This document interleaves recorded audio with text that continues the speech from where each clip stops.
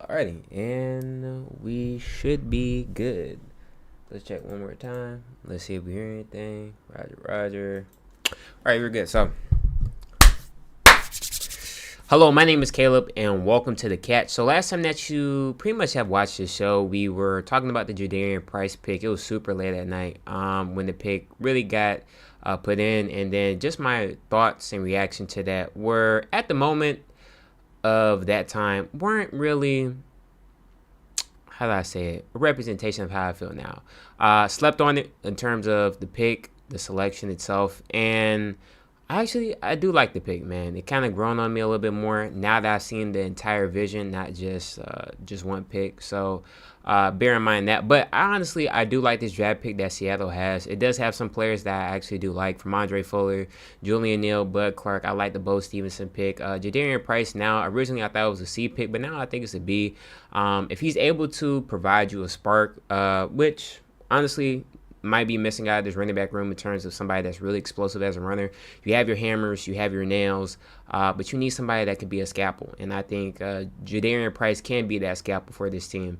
Charbonnet is going to be injured. Emmanuel Wilson is going to be, honestly, running back 2. I think Helani is going to take a lot more third down responsibilities. And I think it's really going to be interesting to see how this team really comes together. Because honestly, we could go and talk about a little bit more, but the edge rusher group right now is really not as deep as you would want it to be in terms of how many personnel is in there. You have Derek Hall, you have D-Law, you have Nwosu, and there's somebody else that I'm missing right now, but I just don't remember right now. Nwosu, Derek Hall, D-Law, Mike Morris, I guess you could put in there as well. I know there's 4. Bro. I know there's 4. But, to my recollection of knowledge right now, I think it's 4. But, anyways, let's talk a little bit more about the draft picks. And let me show y'all this. So, hold up. Y'all gonna have to bear with me a little minute. Like this, and okay. Let's go right here and then full screen it. Perfect. So this is all the picks that we talked about, from Jadarian Price being the first one, Bud Clark being the 64th, I believe, or 64th. Julian Neal being 99th, if I'm looking at it correctly. Bo Stevenson, then Emmanuel Henderson. I don't know really why they would pick him, but he does have a lot of speed, so I could see the vision, at least in that aspect, being a gunner. Andre Fuller, Toledo. I mean, Toledo has done a really good job of producing DBs as of recently. And then Devin Eastern. And the last one is Michael Dansby. I'm trying to look at my peripheral vision right now. But honestly, I think this draft class is good. Michael Dansby does have some legit speed. Supposedly it's 4.25. I mean, he comes from Arizona, originally played at San Jose State, if I'm not mistaken. But he is an interesting case, man. If he can make the team, I think he does have some intangibles, at least in the speed department. There's not much film on him. Like, honestly, I tried doing my homework before this. Like, there's not much film on him. All he has is, like, the Arizona State game, a couple of pass breakups, honestly, at Arizona State. Arizona. Not Arizona State, actually. He's from Arizona. In terms of the college that he went to, Arizona State was one of the games that he went to, or played against Arizona State. Ooh, my goodness.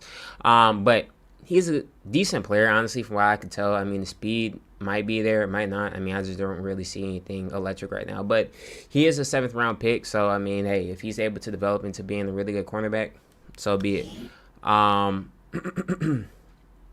As of right now, personally, my favorite value pick out of all these guys, and it was just a little bit too early, but favorite pick out of all these guys is Bud Clark. Favorite value pick is probably Julian Neal or Andre Fuller. Reason why I say Bud Clark is because I'm a huge Bud Clark supporter. If you follow me on TikTok, I've been somebody that have vouched for Bud Clark, talked a lot about how good he is as a player alongside with Jalen Kilgore, TJ Parker, etc.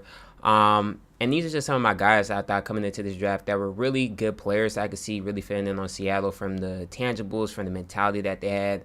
I think Bud Clark really does signify a lot of the things that you're looking for in the safety, honestly, when it comes to the Mike McDonald system. A player that's capable of not only playing the single high safety look, but also going to a two high safety look and still being comfortable in playing both roles. A player that's willing and able to tackle, pick the ball off 15 times in college throughout his whole collegiate career, experienced, has a long collegiate career to add on to that, which means that, yes, you're getting an older prospect, but you're also getting somebody that has not so much of a big learning curve as someone that's 21, 22 years old coming from the safety position. And maybe not. I mean, it might make it easier for him to learn things quicker on the fly compared to a younger individual. Tackling wise, I think he's a capable tackler. I don't think he's a big thumper like you probably want out of somebody else, but he is capable of hitting people. He is capable of making plays on the ball, not only air, but in the ground as well. If you look at that Arizona State game, he did force a fumble, and he's capable of just making plays all over the field, man. I think that's one thing that makes him really interesting. Now, the age, I don't really consider that a concern, considering COVID and all these other things happening and giving people more years add on to their collegiate life, as you could say. And then just the injury history. I mean, he does have some injuries, nothing long term in terms of super crazy, but he does have some injuries. But personally, I love Bud Clark as a player. I'm glad he's on Seattle. I think the mentality and really the way that he plays would really fit well with Seattle. Julian Neal being the next pick that we could talk about. 6'2", 208, I believe is his weight, but he is a really, really good corner, man, in terms of the frame that you're looking for in this Mike McDonald system. Reminds me a little bit of ISO Job or Josh Job. I just call him ISO Job because it sounds cool to me. But Josh Job, to me, has a style of being a very good press man coverage guy, somebody that you can really just throw on wide receivers that don't like to be as physical, and you can really just throw him at them and then just press him at the line of scrimmage. I think Julian Neal could be that same type way. He's not the fastest athlete, neither is Job, so they both are very similar in that aspect. And I think this is the great master to student type of relationship that could really happen, because they both have very similar play styles in that sense of being really good at the line, jamming people, willing and able to tackle people, get through blocks, a right dog mentality really from both of them. So I think Julian Neal is a really good player, man. I think he can really fill in that Tariq role in terms of being a big body receiver that you would throw at a lot of these guys. Because honestly, the biggest threat to us right now is the Rams. Even though they did not draft well this draft, which is from a couple things, from the owner making that pick, in my opinion, or that's not the owner, the GM making that pick, in my opinion, at 13 or wherever they picked that to pick Ty Simpson. I just personally think that, they had an opportunity this draft to really just get on Seattle's ass bad. I mean, being that high in the draft, you could get somebody that's real still. I mean, they honestly could have taken McCoy still, and that would have been a very interesting case. Now, obviously not going to play this year, but, 2-3 years, man, that could be a real special player. You're looking at first-round talent, drop it to the fourth, that the Raiders acquired. You're looking at a player that could really be serious. But back to Seattle, though.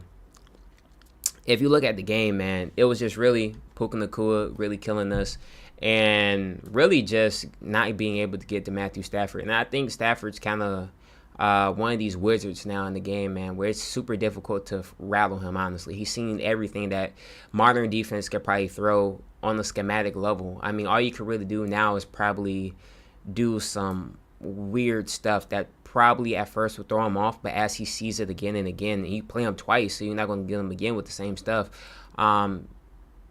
i.e. the first Rams game that we played last year and then the second one. It's just night and day difference between how he was playing. The second one was just lights out. He was more pinpoint accurate. He knew what he wanted to get to. The receivers were playing better. Puka Nacua snaps. So, getting the guy like Julian Neal, very good at press man coverage, good in off as well. So, I think it's going to be an interesting case between them two. And then Bud Clark as well, being a very versatile player that can also line up in the slot and play nickel, because he has played at TCU as well. So, you're looking at a player in Bud that's very versatile that you can really just throw at pretty much anybody and say, hey, we're just throwing looks out there and we're going to see what works.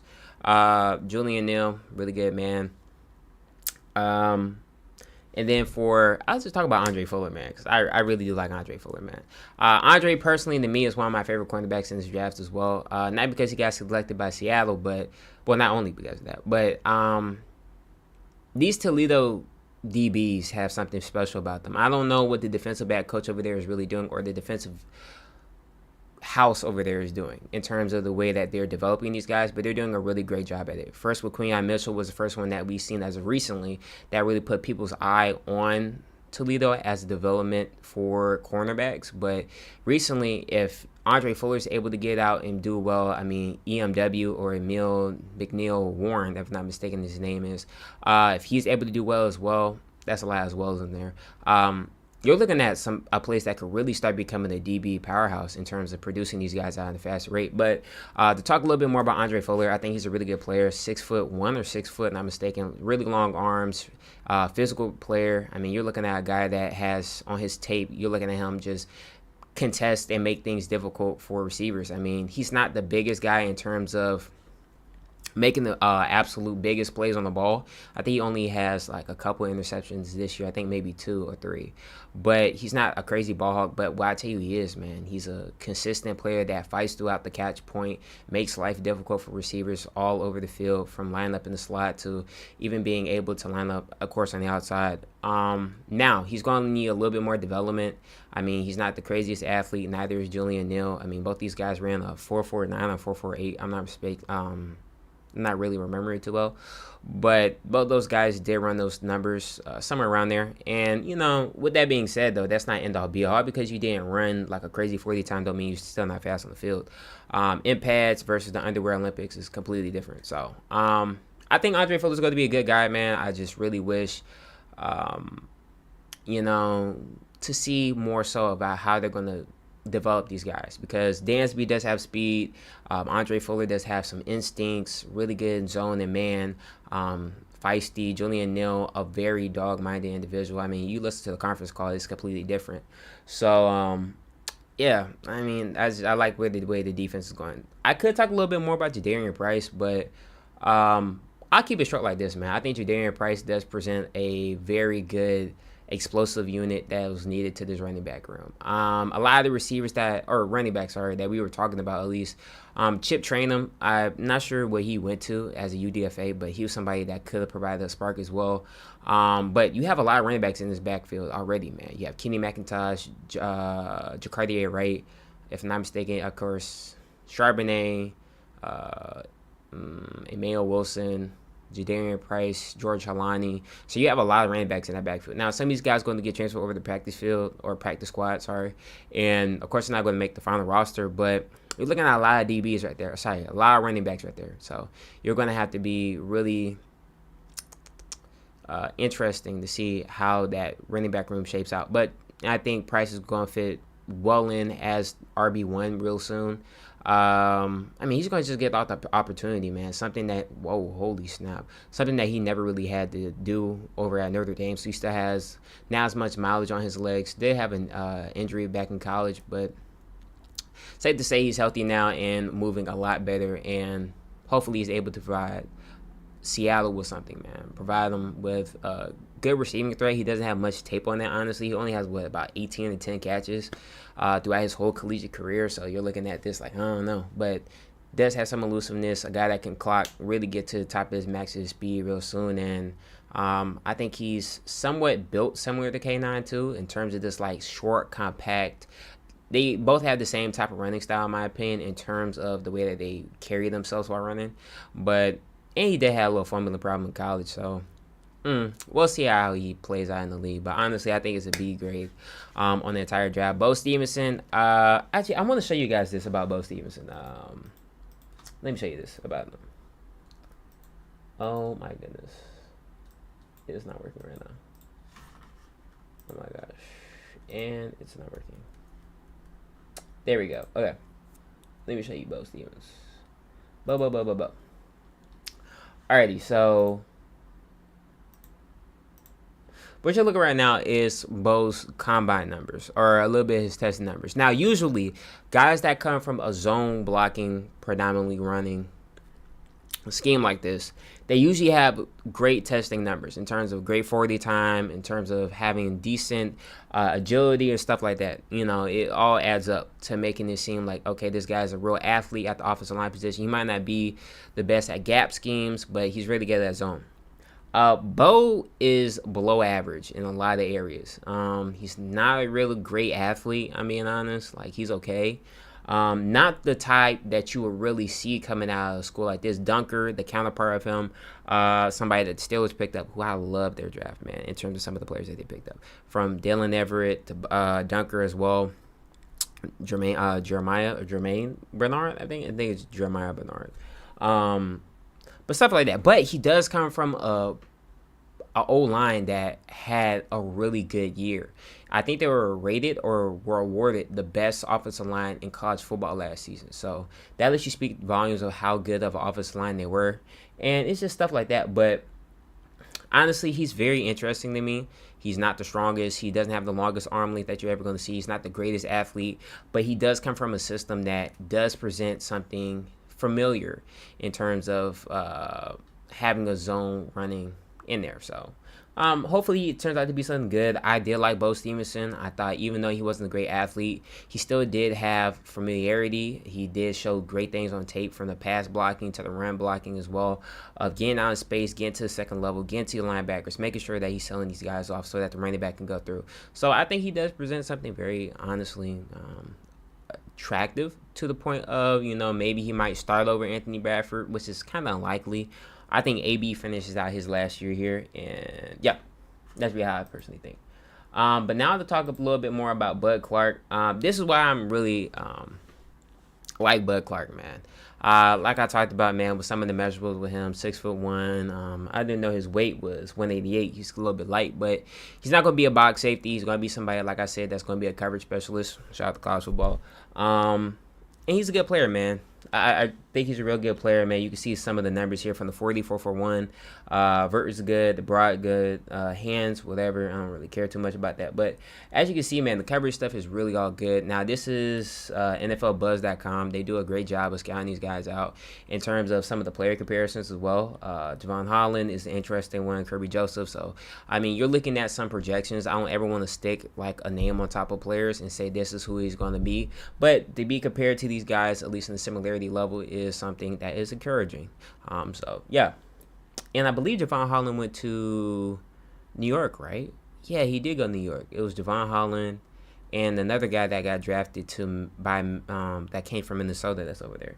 But like we talked about, a couple of the players. Now let's talk about UDFA. So personally, my favorite one out of all these guys is Aiden Hubbard.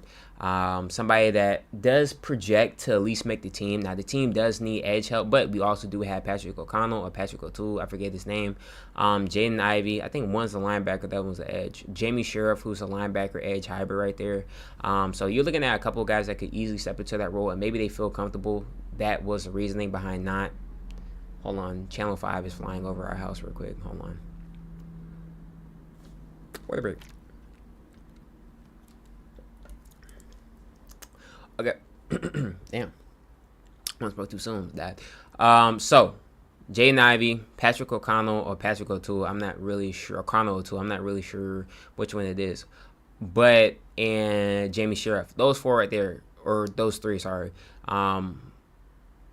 One of those guys can easily step into that role. Maybe they feel like Jaden Ivey could be an inside-out type of guy, from a guy that can line up from the D-tackle spot to line that big edge. Jamie Sheriff, edge rusher, and then I think it's Connell O'Toole. That rhymes a little bit more. But one of those guys can step up and has the opportunity to, because there is a vacancy at an edge spot that is awaiting somebody's arrival. Now, it could be Dante Fowler, who I've seen a lot of reports Seattle being a little bit interested in, and rightfully so. Dante Fowler, shout out to the Jags, shout out to Tez and them, does have history of producing really well, especially with AD as well, because AD, I believe, was there with him at Dallas, if I'm not mistaken, or he was there during some time, at least in terms of, was he there at Dallas? I don't believe he was, no. I think AD was there with Dan Quinn when he was at Dallas. Yeah, okay, no, that's what it was. But Dante Fowler, good player, man, Jacksonville days, if you remember, really good player. Him, Yannick Ngakoue, man, I haven't said that name in a while. But he's a good player, man, and he should produce for this team, man. Not being the star, but being one of the complement parts to the music is probably what's going to make the tune sound so much better for the Seattle defense, at least in terms of getting to the quarterback. But other than that, honestly, you got a lot of guys on here, at least on let me see. Tulane quarterback, I don't know. Oregon State, no. Mike Wright. I'm really surprised Chip Trainum did not come here. Where did Chip Trainum go? Okay, but talk about a little bit more about some of the UDFAs that I'm familiar with, at least. Marvin Jones Jr., he was originally on FSU back when I first known about him. I think he went to Georgia before this because I remember talking about him at FSU, about him coming to there. But decent player, honestly, when he was at FSU, not great. Transferred over to Oklahoma, I believe his junior and senior year, or maybe just his junior year or senior year. Is that when he transferred over? I'm not sure. No, senior year he transferred over to Oklahoma. But honestly, decent player. Does have the frame that you're looking for, man. I believe he's 6'5", like 250. So, and long arms, and muscular build. Not like a linky type of guy that you have to put more muscle on for. But he did not produce in college. So, if you're able to make this guy work, at least in development department, and then put him out on the field, I like it. Levi Wentz, one of the teammates of, fun fact, of Emmanuel. So, that's going to be interesting. Aiden Hubbard, talked a little bit about him, but he's a good player, honestly. Doesn't have like crazy twitch or burst off the edge, but he's somebody that's really consistent, has a high motor, gets to the quarterback, and for Northwestern, he was a good player, man. So, other than that, man, a lot of these guys, I'm scratching my head at. Devin Deal, I'm familiar with him because of the North Carolina game, because I seen that game live, actually. Uso Sumalo? Not familiar with that name, I'm being honest with you here. But maybe he's another defensive tackle. I believe that's probably somebody that they bringing in as a defensive tackle, at least fit into the squad right there. But everybody else, honestly, I really have no clue. Fresno, hold on. Eastern Michigan offensive line. Who is this? Who is this? Eastern, what the hell is this? Okay. He played running back? What the hell? During his offensive line kept... Oh, no, he didn't. Blocked for 1,000-yard rusher. And for... What the hell? Okay, this might be somebody you have to look at. Who the... Mikey Rolinsky. Mikey Rolinsky. Intriguing. This should be a good guy, actually, man. I don't know this. Intriguing. But that might be somebody right there to keep an eye on. Mikey Rolinsky, huh? Okay. So that's just a little bit of my thoughts on the draft. A couple of players that we're fond of. Talked a little bit at UDFAs. Not familiar with a lot of these guys, honestly. I think the quarterback position is pretty much wrapped up. I mean, Drew Lock, Sam Darnold, Jalen Milroe. Now that I brought this up, let me talk about this. So, I was talking to my dear big brother, dear person that always talk to about the draft, man. Really talk a lot about football with him. He's not a big fan of Jeremiah Smith, man. Really not. Shout out to Keevan Lewis, or Keith. Too much government out there. But I think he's a really great guy, man. Shout out to my brother. So I was talking to Keevan, and we were having this discussion about Jalen Milroe. And I brought this up just randomly. I felt like at least while I was standing out there online waiting on these damn cinnamon rolls. I felt at the time, at least during the process of like, now that we have Sam Darnold here, quarterback of the future, everybody loves him. I mean, Seattle's not going to move off of him anytime soon. He is due for an extension as well, or at least helping, make the money go easier for the team. But I was like, right now, it kind of feels like Jalen Milroe was a waste of a pick. And I'm not saying Jalen Milroe doesn't have talent, because I think he does, man. The ability to have a dual-threat quarterback on your team is special. I think the archetype... Let me break this down for folks, right? I think there are certain archetypes in the quarterback room. You have your dual-threat pocket passer, backfield creator / improviser. Now, are these names coming from a video game? Absolutely, but hear me out. A lot of the guys fit into these roles. Russell Wilson was a backfield creator slash improviser. That's what he did so well for Seattle for all those MVP years. Him and Tyler Lockett, the Moonball, Dougie B, aka, or also known as Doug Baldwin. Him, Jermaine Kearse. I mean, he was doing a great job of extending plays, improvising, and being a backfield creator. You have your dual threat quarterbacks: Lamar Jackson, Michael Vick, Randall Cunningham was the precursor before all this stuff. Really genesis before everything else really transpired. Then you have your pocket passers, Tom Brady's, your Peyton Manning's, Phillip Rivers, guys that aren't great athletes, statues in the pocket, but what they do well is read defenses, diagnose stuff, and deliver the ball with accuracy. Drew Brees, you can also throw in that pocket passer realm as well. And the reason why I bring this up is because these three archetypes have all varying results in the league right now. Mahomes is not a dual threat quarterback. He's more of the improviser niche, honestly, to me.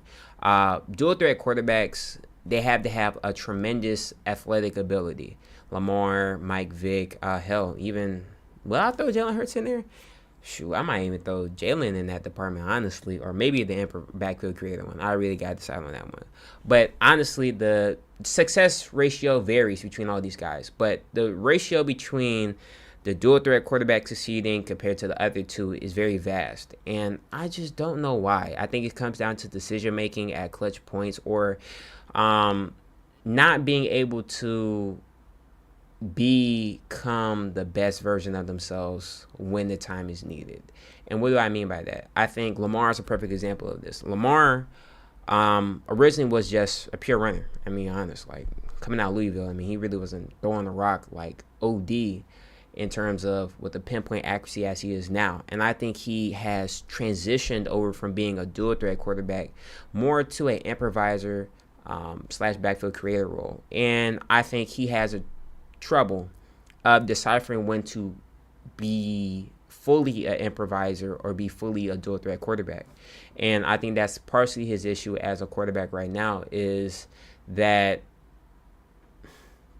trouble of balance. I think Patrick Mahomes does a great job of balancing, deciding when to run, when to pass, and understanding the situation. Lamar has a issue of just some decisions are just questionable, honestly. And I love Lamar. Of course, he's from Florida.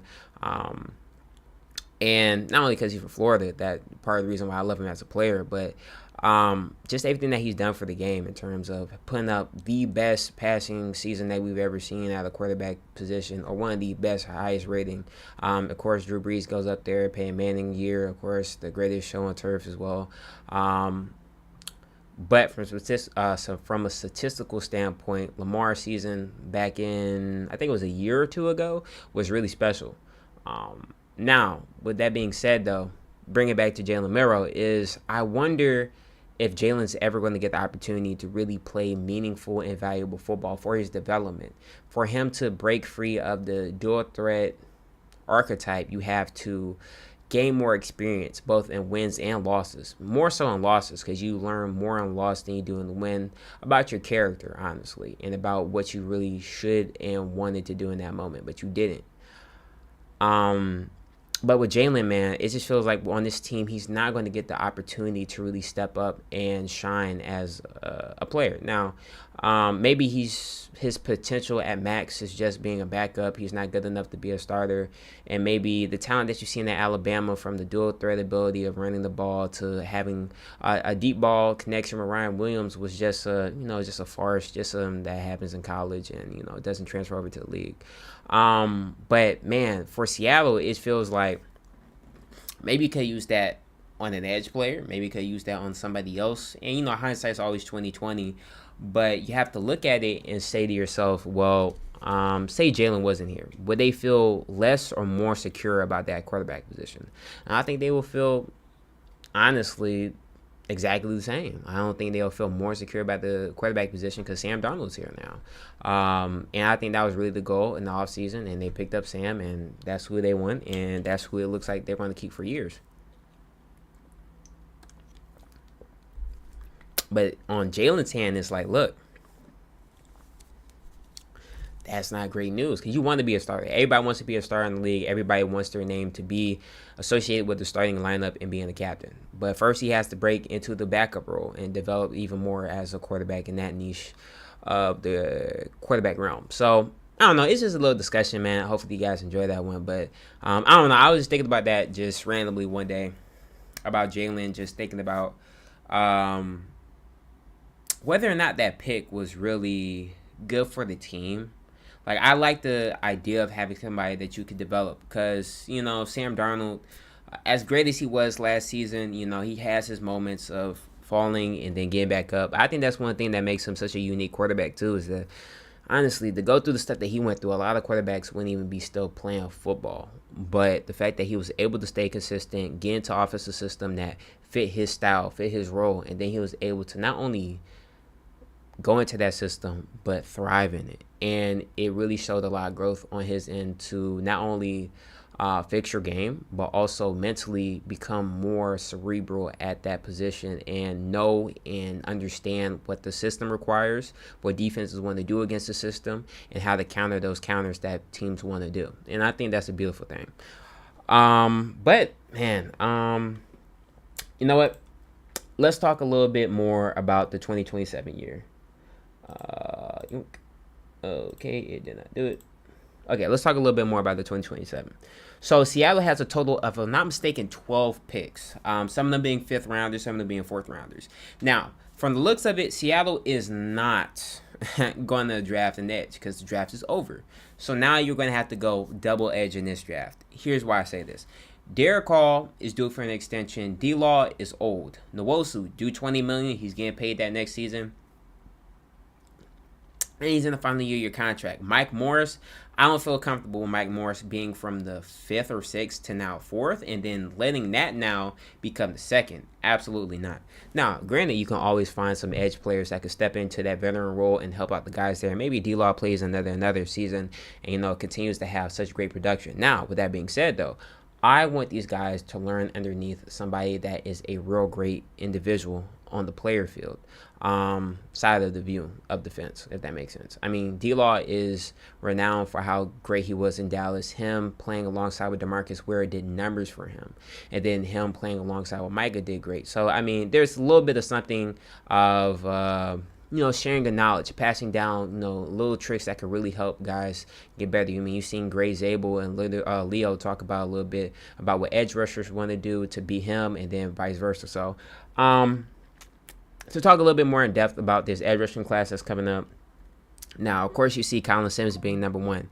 And I think that's somebody that Seattle should target and probably will try to get. But it's not for certain that you're really even going to be able to get a guy like this. But Colin Simmons is a monster, man, for Texas, man. You looked at that defense last season. I mean, Anthony Hill Jr. was really good, went to Tennessee. Malik Muhammad, really great player, went to Chicago. But this defense, Michael Taffy as well. I don't know where Michael Taffy went. Did Michael Taffy go undrafted? That's crazy. But the defense has a lot of talent on it. Being one of the guys is Colin Simmons. Now, another individual that I'm very fond of, and you can see on this list right now, is Dylan Stewart. I personally think Dylan Stewart's a nasty individual. Now, if you're able to pick up Colin Simmons, Perkins is good, but not my personal favorite. He's a really, really, really interesting player.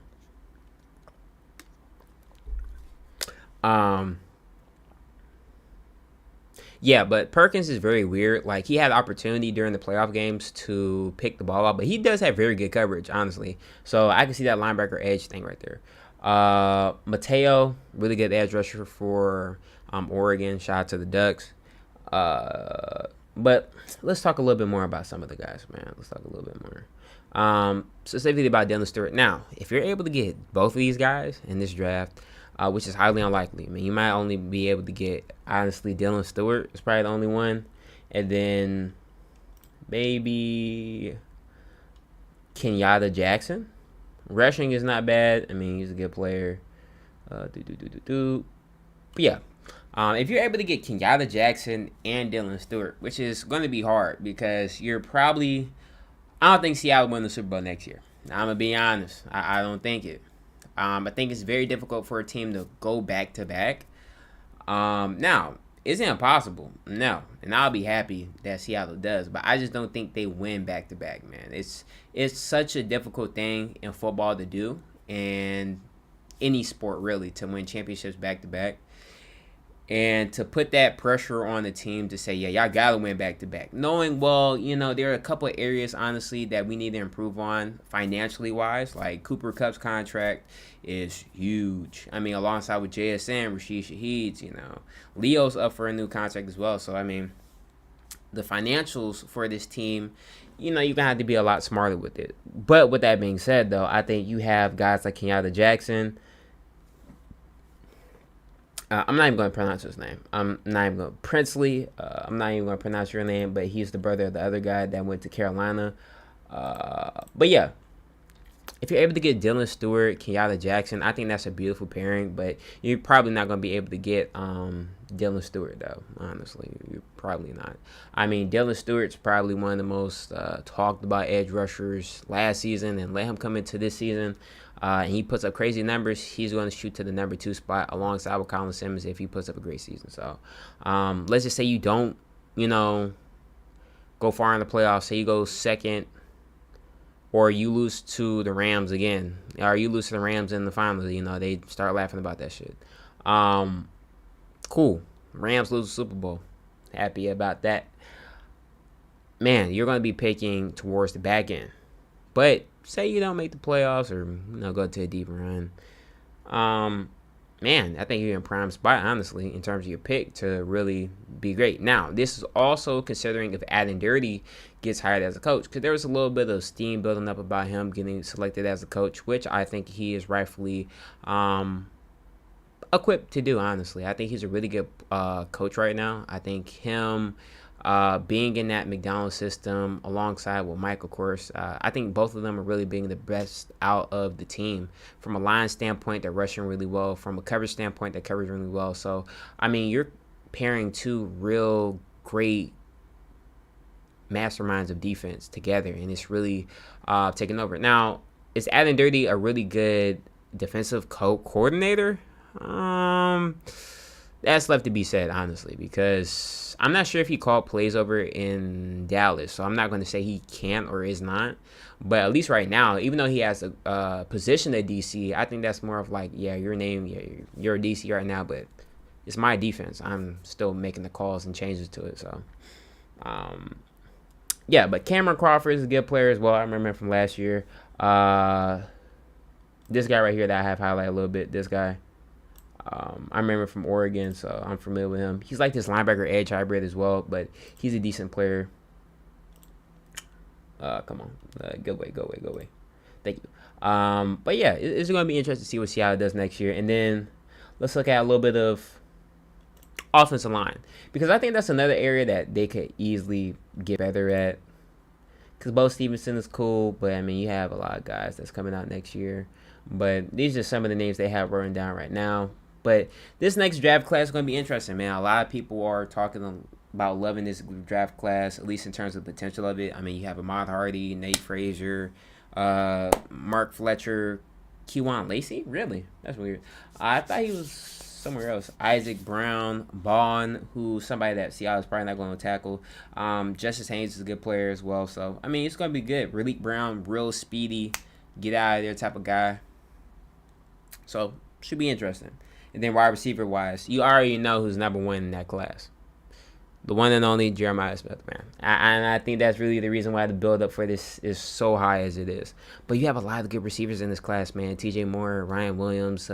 If he bounces back, he's going to have a crazy year. Cam Coleman, who, in my opinion, is really, really good.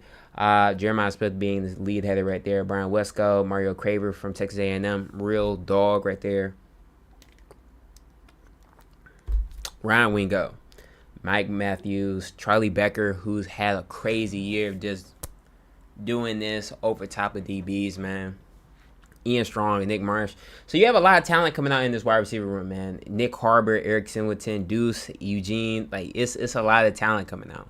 So it's going to be real interesting to see how that shapes out in teams evaluated. So, yeah. Ooh, okay. But with that being said, man, I want to thank y'all for tuning in to this show. Really does mean a lot to me for you all to watch this show. Share with y'all folks, that like Seattle Seahawks content. But overall, man, I think Seattle did a really good job of drafting this year, considering everything that they had. Only had 4 picks, turned it into, 8 players? I think we talked about, Dansby, Andre Fuller, Bo, Julian Neal, Bud Clark, Darren Price. So what was that? I feel like I'm missing somebody. I feel like I am. Jadarian Price, Bud Clark, Julian Neal, Bo Stevens.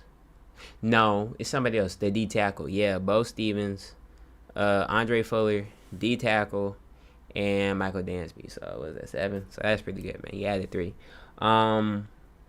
But yeah, man, I want to thank y'all all for tuning into this one. Shout out to the Seahawks, man. Hopefully, y'all hook me up a little bit. So thank y'all for tuning in. Hopefully, y'all stay blessed. I will be back talking a little bit more about just the running back room, honestly, and where I really see it going, and just the team in general. So it's going to be a very desolate time to talk about the NFL, because once the draft ends, like it has, you're pretty much going to see nothing talking about the league, man. Obviously, you're going to have people talking about who they project to be the winner of the Super Bowl next year and this, that, and the third. But I don't get into that, honestly, until really seeing numbers and stuff put up. So it's going to be interesting, man. It's going to be really interesting. So with that being said, hope you guys stay blessed out there. Stay safe. The war is a little bit crazy. Keep that thing by your side, a.k.a. the Bible. And you're going to be straight. So with that being said, hope you guys stay blessed out there. And I'm out. Deuces.